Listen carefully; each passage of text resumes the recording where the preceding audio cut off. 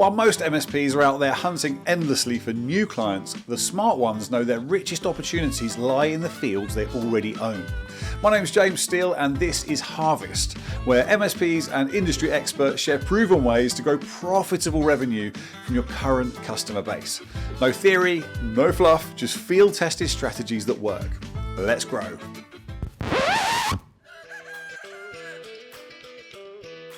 All MSPs are like zebras. They might be unique under the covers, but when you see a group of them, none stand out. You could spend all this time engineering this awesome portfolio, but that doesn't mean anyone's going to buy it. Our average standard traditional managed service is usually underpriced, and we need to really define and understand it before you can just dive into the AI opportunity. This is why most people have fallen flat, because they don't understand it all. They're just chasing a buzzword.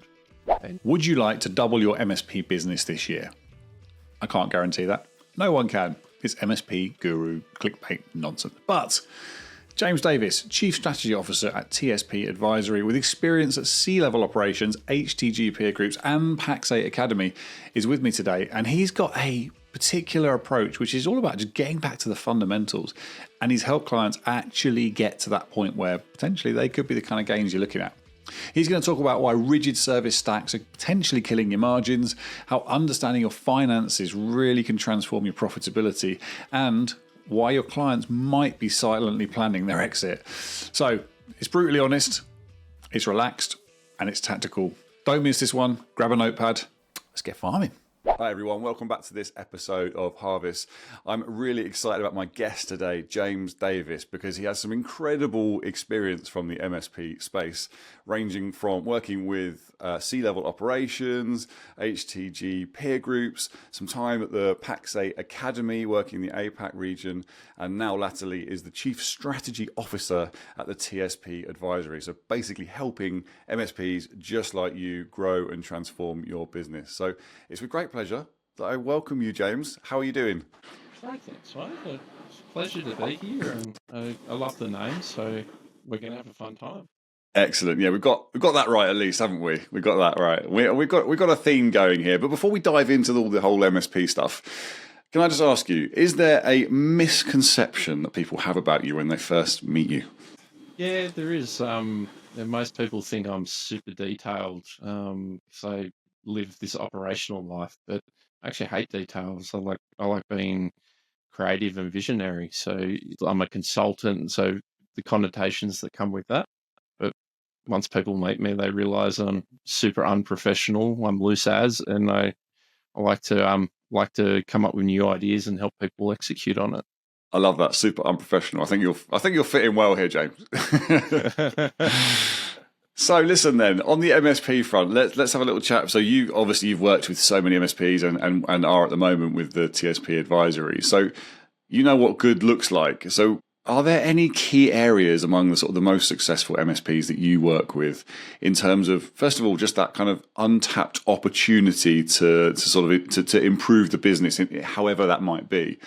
I think the biggest untapped thing and the common denominator around the high performers are they've got a clear identity and vision of where they're going. That sort of sets the scene to drive their business forward, make a lot of decisions, and then the rest sort of follows. Where I find the average partner out there is so focused on trying to get perfection, even though they don't know what good looks like, and so they're over-engineering everything. They don't know who they are, and they're becoming very commoditized. And like a good mate of mine said the other day, all MSPs are like zebras. They might be unique under the covers, but when you see a group of them, none stand out. And in terms of that identity then, is there anything in particular that kind of stands out then in the identity? Is it that they know who they're serving? Is it that they have a strong marketing presence, brand image, or what is it about them? There's a few components. You touched on one of the most important pieces, is that client centricity. They know who they work with, why they work with them, how they work with them. The other part then is that brand, and not just from the marketing side of having a nice logo and a shiny website. It's actually things like their core values, that they understand their business model and where they're going over time. They know who they are, and probably more importantly, what they're not. Because most of your average partners are generalists trying to do absolutely everything, and it's just not possible. And so the ones that clearly define the lines of where they play, they've got clarity in every decision they make and how they interact with clients who they're going after. I really love this point because there's a lot of help out there, and that's great. You should use it when you need to. But what's really clear is the most successful MSPs have a clear identity rather than just grabbing, copying, and pasting what everyone else is doing. So here's your takeaway. Ask yourself, who are we serving? What's our unique approach? What's made us unique from the beginning? What aren't we going to do? When you stop trying to be everything to everyone, that decision making really becomes simpler. And that means you're going to attract clients who also value that specific expertise. That's interesting. And I'm guessing that probably extends to the sort of product portfolio then, so what they're selling as well. So, I mean, I know every portfolio should be different, really, if you think about it with MSPs. But are there any sort of commonalities in sort of best practices that you see and that you also recommend in terms of the sort of putting together a winning kind of portfolio? Is there Microsoft at the center? Are there any other sort of areas that there should be focus on? I'm glad you bring up portfolio, because I think that's already a differentiator. Like if you look at out there in the market, everyone talks about a stack, and a portfolio is very different to a stack. A stack's very rigid. We're trying to force all our clients into that rigid vertical line of what we deliver. That might have been good in like 2010 to 2016 when we were trying to fix up all the SMBs ICT infrastructure when it was all a mess. But now SMBs need a lot more options to actually run their business. So while we might still have a stack, it's not really a stack anymore. M365 platform is one of the key things that we provide. And in a lot of ways, that's our modern infrastructure that we're providing. And that's how the average partner treats it. So when we look at M365, we're basically just providing them email, some file storage location, and maybe some communications on top. And we're treating it very much like we're an old school MSP. Where the modern technology solutions partner is leveraging the M365 platform as an opportunity to not just provide that infrastructure. That's just a given. Everyone's on it. It's then a way to either reduce business risk for the client, and that could be through things like Defender and Purview and things like that to provide governance risk and compliance and privacy controls for that organization. I can extend it out to leverage Power Automate, Power Platform to deliver productivity improvements, so to help increase the efficiency of the client so they can make more profit. And then they can extend out to enabling scale and growth. So when they start actually leveraging collaboration properly, that starts extending out things like Dynamics and Teams, and then leveraging those kinds of tools to then empower their workforce to generate more revenue, grow, extend their market. So even just in that M365 platform, you start to see it as a portfolio of solutions to actually solve business problems and create business opportunities. And as you create a portfolio, that's what you should be looking at, where the average partner is basically just going, copy the leader off the forums. I've got this vague bundle of an offering and probably the good, better, best model to sell as a commodity. And they're basically looking for a checklist to go, what EDR? Do I need EDR? Do I need email security? Do I need this and this? Where when you're a portfolio, you're actually going into your client to understand their business and then bring them solutions. And you can have productized solutions and make that repeatable. But at a high level, there's a lot more flexibility and tailoring for the client. And I think that's a huge distinction, which a lot of partners it's not even on their radar. Now, this is great. I'm a big fan of a streamlined portfolio. I think that's really important as you scale. But it doesn't mean that you have to have a rigid service stack that is just based purely on reselling a product. So start looking at things like Microsoft 365, not just as infrastructure, but as a platform you can build services around. Risk reduction, productivity improvement, business growth, whatever it might be. Map your services to the actual business outcomes that clients care about, that you're hearing from them. This is going to position you as that problem solver rather than just another commodity provider, which is something, we're really trying to get away from. So treat me as if I'm an MSP then that's doing that's kind of working the old way, and I'm still just selling my point solutions, and I'm not really adding an enormous amount of value. But I've heard what you said. Where would you recommend people start? First thing is actually go out and talk to your clients and understand them. That's something everyone ignores. Everyone just jumps onto the forums and asks, how much are you charging and what's in your stack? Like, why are you copying everyone? Like, they're not doing it right. And it's clear in the financial results. You need to start by actually understanding. It goes back to that identity piece. Like, who are your clients? Are they micro businesses, small businesses, medium businesses? Are they specific verticals? What do they need now?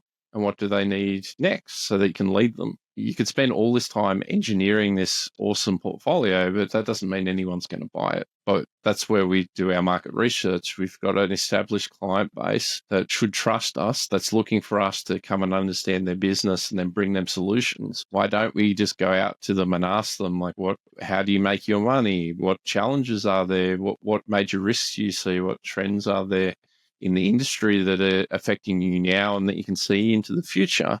Then all of a sudden you can start finding solutions. A lot of it revolves around some basic things. And if we've already got some of those basic things in place because we've been doing it for a while, but we need to start changing the way that we view things. It's not that stack, it's that portfolio. So we provide end user support. We provide network management. We provide infrastructure management. We provide M365 tenancy management. And if you're doing this right, you've already got a portfolio. You should already be building a portfolio around advisory and actually getting paid for that advice and engagement and shifting value. So it is fairly complicated. This is why most partners don't do it. But once you get started, it actually becomes a lot easier than trying to create this nebulous stack that's static. Some of these services sound very much like if you're going to do some consultancy or some advisory stuff, it will be like perhaps a one-off project work piece. As we move towards this sort of TSP model, is it more project-based, or is it a case of finding opportunities there to build in recurring revenue, but on a sort of services basis that you're layering on top of products? There's a whole sort of stream of opportunity for monetization, and I'm glad you brought it up around the whole MRR thing. Has been you need to do this as a business. Annuity revenue is always a great thing, but it's not always possible to do it straight away.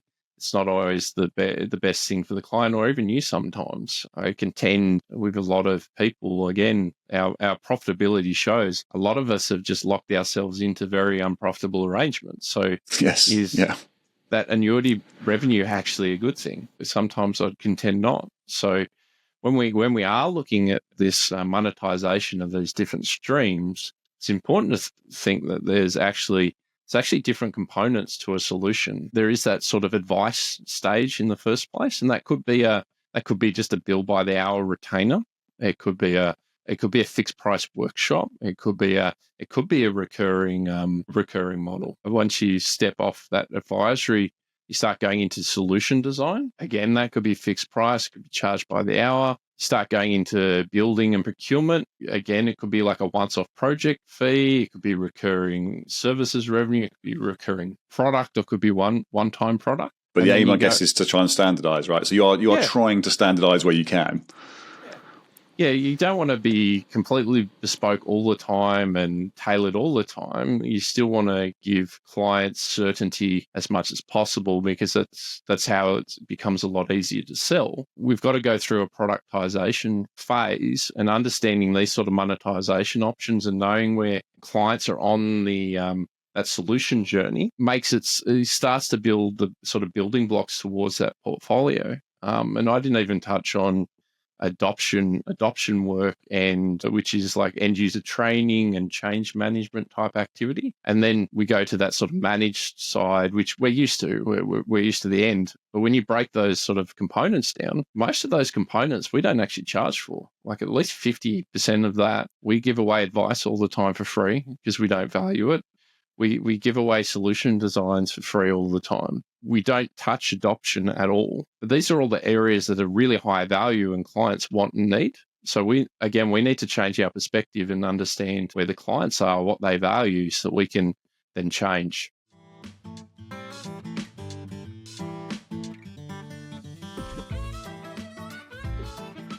This episode is sponsored by Sales Builder, where I work. I really wanted to tell you about us because I see so many MSP sales teams buried in admin instead of talking to customers and building relationships. We help you automate your sales process with standardized product catalogs and professional proposals. Our service matrix, or the white space module, that's the bit that shows you visually where the opportunities are in your customer base, from service gaps to upcoming renewals. Everything links directly with your PSA and, of course, your distributors. If you'd like to free up your sales team's time and spot more revenue opportunities, simply connect with me on LinkedIn or head to salesbuilder.com. Let's get back to it. What's kind of good practice if you were going to sort of position some of this, and you basically got to say, look, I'd like to talk to you about this. We have, an upfront cost in terms of the consultancy and so on. Is there any best practice around how to sort of frame it with the customer in terms of so they get a sense of what they can expect to pay? A lot of it depends where you are on your journey first. So if we're just assuming we're getting started, we haven't started doing this advisory and solution design stuff, we've got established clients. We've already traditionally done it in the past without doing it deliberately enough. If we go into some of these warm clients and have a conversation and uncover a challenge, we can set the expectation up then of, we think we can help you. We've got an idea and a concept, and we're going to have to charge for it. And so then we just need to set the expectation that we are going to charge for it. And we probably need to just start by an hourly capped amount conversation of, we're thinking it's going to be 20 to 30 hours. Does that sound reasonable? We're not going to have any of this perfect, and our clients aren't going to assume we do either. Or the other way, if we don't have the capability, partner with someone else that does know this sort of stuff, and either learn off them or just leverage their expertise for a specific solutions area to drive that conversation, set out the pricing, and then just take a clip of the ticket on top instead of trying to build and do everything, which is a very typical MSP generalist attitude, which we need to start avoiding. Does the sales process come in here at all? Do you end up talking to customers about their sales process? Because obviously once they've got these opportunities, sort of feeding it in and having a methodical way of kind of processing that interest and seeing it through. Do you work with some of the partners on that side of things as well? Yeah, I do. So a lot of it is you need to elevate to more of a consultative-led selling approach when we start getting into that sort of portfolio management, and when we start getting into more advisory. Advisory, a lot of the sales guys in our industry are not going to be able to sell that. It's very much an owner-led thing, or it's a CTO-led thing. It's someone with a form of authority and expertise that can just already has a high trust relationship with a client and go, just pay us for 20 grand and we'll work this out for you, kind of thing. Where salesperson needs to evolve to whatever sort of consistent methodology, whether it's challenger sales, whether it's BANT, it doesn't really matter, but it starts to become a lot more around understanding client needs, their budgets, timelines, and having a business level conversations in that method, rather than the traditional MSP account manager, which is just an order taker that's just sitting there reactively waiting for the clients to demand something, and then we'll feed that demand. And I'm seeing a lot of challenges in the industry just from that order taker mentality. It's going to be very difficult to shift from that, I think. So when you're looking at working with a new partner, for example, I'm curious to know, James has got his basically going to walk straight in and say, right, I'm looking for the untapped opportunities here, the untapped revenue, for example. Is there any low-hanging fruit that you see straight away? I mean, you've given me some great information there already in terms of just like the overall best practices of how you should be looking at services and things. But are there areas that the chances are 9 times out of 10 there's going to be gaps that we should be looking at as MSPs? First thing I always know, we're overspending on tools. In an average small MSP, I can pretty much walk in and save them on average about $2,500 a month, just by them buying all these tools and not utilizing them, or buying the top grade tool because they got some shiny deal at a conference, but they're not using the features and stuff. But from a wider business perspective, most of the time it's the real growth, even though all the MSP owners and all the other technology service business owners come to me and go, one of my biggest challenges is lead generation. It's not lead generation, it's our lack of account management practices and lack of drive to upsell and cross-sell wider solutions. I've worked with many partners where I've doubled their business by just focusing on their internal client base, right-size their pricing. What do you mean by that, James? So actually charging the right amount. Our average standard traditional managed service is usually underpriced, where we're often operating at maybe 35 to 40% service gross margin at most, where best practice is 50 to 55. So there's a big gap in that. And the majority of the time, owners default to, we're not efficient enough. We're not efficient enough. You can only squeeze so much blood from a stone. It's actually because we're underpriced for our labour costs to actually deliver the services, especially when most people haven't done price rises for 5 years plus. And all our costs just keep rising year after year after year. That's where that squeeze comes from. So even outside of any additional sales, any other black magic voodoo I do, often it's as simple as just raise your prices and you're much better off. I really love this stuff. You can tell this is coming from the voice of experience here. So many MSPs are charging, 20 to 30% less than premium providers that are doing exactly the same thing, offering the same services, which is not a great situation to be in if that's you. So rather than maybe obsessing over efficiency to begin with, if you're looking for an increase in profitability, then make sure you've addressed your pricing structure first. Lots of MSPs haven't raised their prices in 5 years, despite rising costs from vendors and so on. So make sure that if it's valid, a modest increase across your client base is going to immediately improve profitability and doesn't require any kind of operational changes. Yeah, that's brilliant. Sometimes the simple advice is the best. So I've actually delayed talking about AI with any other guest so far, but I'm going to do it because I know you've got a big a lot of experience with sort of the Microsoft suite and so on. So I have to ask you about this. In terms of the opportunity there that you're seeing with MSPs, I guess we're really talking about probably Copilot here. What are your thoughts? So how's it going? Is it in terms of the adoption? Should it be top of the list in terms of the potential new services and monetization opportunities and things that we talked about earlier on? Should it be right up there, or is it actually, in your opinion, less important? A lot of people talk about, just use the AI buzzword. It's very much like cloud. 15 years ago, cloud everything. But what does that mean? Isn't it just? Yeah. AI is such a broad technology category. There's so many different subcategories in there. It's really important to clarify what the client means by AI, and then what we mean around AI as well, because you start going into robotic process automation, AI agents, chatbots, Gen AI, like you've mentioned with Copilot, recommendation engines. Like there's probably like 20 subcategories under AI, and we need to really define and understand it before you can just dive into the AI opportunity. This is why most people have fallen flat, because they don't understand it all. They're just chasing a buzzword. When you start looking at Copilot, the main opportunity really is around the data governance and information management side. Copilot is sort of ready out of the box in a lot of ways, but the data in our security group structure isn't. That infrastructure, again, going back to some of our roots. The clients also don't know around the governance side. They don't understand what they're unleashing. So they're looking for understanding of how to securely and properly utilize it in their business.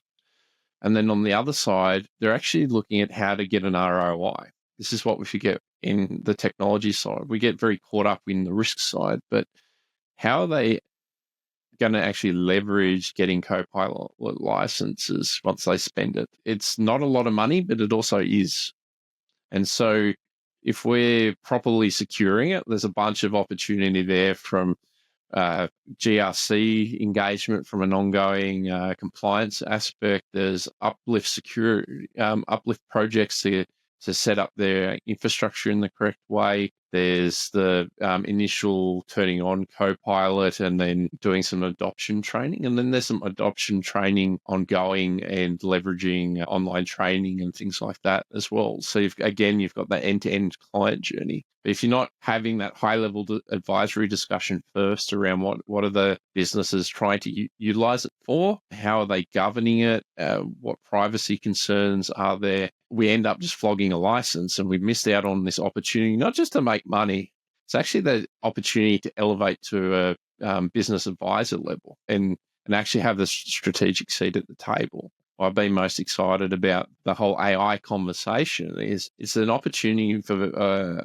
an entry point for partners to start talking about digital transformation and that GRC and privacy side, because clients are actually asking for it. And if their clients aren't asking you for it, they're asking someone else about it. That's the red flag. Yes, that needs to be covered off. But you're absolutely right. I mean, it's one of those things, isn't it? It's so visible. There's such benefit if used correctly. The average MSP hasn't even got their head across cybersecurity at a basic hygiene level. To be brutally honest, like the practices around are just almost negligent from a lot of partners. We've had enough time to adjust to a cybersecurity world now. There's baseline frameworks and standards. SMB 1001 is a really good example of a framework and standard that's global, that's really good for an SMB level client. But so few have adopted it. And so they haven't even got their head around that. They're not even talking and understanding about AI. So if you can actually get ahead of this and elevate yourself to an advisory level, it's really easy to become the expert in the space again and create a lot more opportunity. If the clients aren't talking to their current partner about it, there's a wide open space for someone else to come in. They just want a partner that they know is going to be there for the future. So I think this is really interesting. You heard from Paul Green from MSP Marketing Edge in the last episode how client inertia, loyalty can be a thing, and some companies don't want to move. And actually what James is saying here is, yeah, fine, but what we're starting to see now is a trend that actually there's less loyalty than before. Not because of price, but because companies are outgrowing this kind of static MSP of old. So when your clients are asking about AI or digital transformation, if you have nothing to say, they're already going to be talking to other providers. So it's absolutely essential that you consider continually developing your advisory capabilities. And that may well be that the quick route there is to partner with a specialist to deliver, but you need to be on top of this for sure. I tell you what, you heard it here first. That is a stark warning if ever I've heard one. That inertia loyalty that we used to rely on so much is dwindling. So that's really interesting to hear. Thank you for that. Okay, James, listen, we have a regular segment on Harvest and we call it Industry Manure. You can maybe guess where I'm going with this one. So in the local tongue, what is the biggest crock of shit that you hear in the industry that people are banding around all the time that really winds you up? I could go on and on and on. Where do I start? VCIO, MSP 3.0.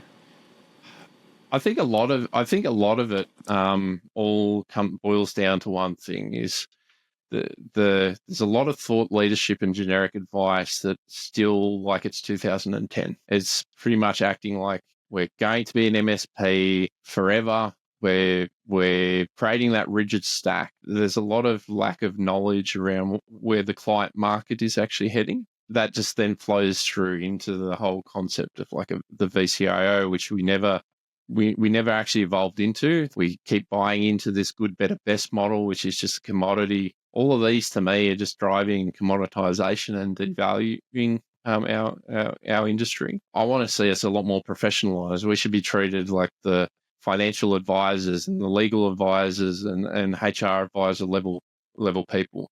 But our industry keeps dragging ourselves back to not even being treated like a tradesman. We keep dragging ourselves back to the past and trying to hold on to what used to be successful. And so anything that wraps around that is the stuff that gets me riled up, because that is what's holding us back towards actually delivering what the client wants and needs, and then what allows us to actually make a decent living and profit. A lot of A lot of people are just listening to the wrong advice. And I'm not claiming I know everything and just follow everything I say. Like, my whole mission is just to help elevate the industry. You take what you take what you want and what's helpful for you and tailor it to your identity and your business. But that cookie cutter approach that keeps getting pushed down our throats like it's 2010, it's useless now. It's harmful at this point. I love that. I think the way you frame that is beautiful, because it is about elevation, isn't it? It is about making things better. It's not just a case of putting a particular method down. So thank you for that one. Our next segment is called Pass the Pitchfork. Now, this is where we get a question from our previous guest. And our previous guest was Paul Green of Paul Green's MSP Marketing Edge. And he says, if you could persuade an MSP to do one thing, to invest all of their time and all of their attention in doing one thing that would guarantee that they grew their business, they double the size of their business in a year, what would that one thing be? That's an awesome question. Understand the finances. It's as simple as that. You're not going to grow and make money if you don't actually understand the levers of a technology services business, and you're not going to make a profit if you're not looking at your numbers on a regular basis. And making profit is okay. I give you permission to make profit. We're in business. If we're not making a profit, it's hard for us to invest and deliver high quality client outcomes. I'll give you a really quick rundown of what I do, even in really large businesses that I work with. All I do is look at how much revenue we're making. What's our gross profit? So the gross profit is your cost of the product sold, your service delivery, labor costs, and then the hard costs, which are all your tool costs that you leverage to deliver those services. What's that gross profit? And then what's our operating expenses as a total percent of revenue? So operating expenses is all our costs of running a business. It's your sales, general and administrative costs. And basically I'm looking at, are we running around 50% overall gross profit? Are we spending less than 32% on operating expenses? And then we generate best practice profitability. There's a lot more nuance and detail that can go under, but like even that simple view straight away gives you a picture of where to focus on. I really like this. It's nice and simple. Even I can follow it. And I think, although you might have your own metrics, this is a really nice benchmark to look at and see, okay, how does this look for me? So track these simple metrics monthly and see how you fare. So total revenue, gross profit after service delivery and tool costs, and your operating expenses as a percentage of revenue. So you want to be aiming, as James says, aim for 50% gross profit and keep your operating expenses under 32% ideally. Very simple, basic financial discipline, but it does give you immediate visibility, as James is talking about here, into where to focus your improvement efforts. And that's how you grow your business. Yeah, that's so important. Great answer. James, have you got a question for our next guest? Could be an MSP, could be an industry expert. Feel free to make it a tricky one. I'm very curious, as I've been talking about the whole technology solutions partner concept for so long. I want to know what the next guest sees as the real client demand. What are they really looking for? And how do we truly understand and spend our focus on creating our business in a more client-centric way? Good question. That's going to have them scratching heads, I think, to begin with. James, thanks so much. Listen, it's been awesome chatting to you. You've given me loads of tactical stuff that we can take, put our own spin on, implement in our business tomorrow, and that was the most important part of this. Would you like to do a yell from the barn? So a quick shout out and let us know where you'd like eyeballs, ears pointing in regards to what you're up to these days, and any offers you'd like to share with us. Just follow me on LinkedIn. You can get sick of seeing my face all day, every day. I share a whole bunch of different topic areas and resources on that. The best place to find me is on LinkedIn. And you've just started a new gig, TSP Advisory. I feel like you have to give it more of a big up than that. It's not about me. It's about the partners. The TSP Advisory I founded to engage with those leading edge partners that are transforming themselves for the next decade ahead. So pretty much I sit as a fractional chief strategy officer as a role inside the team, or I sit externally as a strategy advisor, and Basically, all I do is help share these market insights that I know from working with hundreds of partners over the years, and help them really articulate their identity and their vision, and then help them turn that into a strategy and a plan, and then help the guide and mentor the leaders in those businesses to execute that. And over the years, I've built all this huge partner resource library, and I get to do that all day, every day, while trying to share thought leadership from working with those kinds of partners to help everyone else that I can't directly help. Hey, it's a truly worthwhile cause, and you're in a great place to be doing it. And I'm sure you're sure it's a service that's massively appreciated by the MSP community. So, thank you once again for joining me on Harvest. Hopefully, we can have you back. There's honestly we could have gone down so many different areas with the conversation, but it's been great chatting to you, and hopefully we'll see you soon. Wish you all the best. Well, thanks for having me, mate. It's been great fun. Cheers, James. So what did you think? Did you get something from it? I thought that was absolutely brilliant. I really enjoyed that conversation with James. So much experience, zero ego, just delivering the advice. But he is delivering also a stark warning about the MSP landscape. So if you're treating tech like a commodity, you're going to be falling behind while other forward-thinking firms are going to be growing 20, 30% annually. So really think about shifting from rigid stacks to flexible portfolios based on what your customers want. Getting a handle on your finances properly, as you talked about there, a bit of a framework provided, charging appropriately, and positioning yourself as a business advisor, as we just keep hearing so often. That's going to be the key to sustainable growth over the coming years. Key takeaway, stop copying what everyone else is doing. It's fine to use it to kind of guide, but make sure that you have your own identity, that you are understanding your clients' actual needs, and build services that deliver outcomes for those people. Okay, that is it for this episode of Harvest. If you found this useful, all the links we mentioned are in the show notes. And of course, if you enjoyed it, please do leave us a review and share it with a friend, or even better, someone else in the industry who you know would get value from it. Until next time, happy harvesting.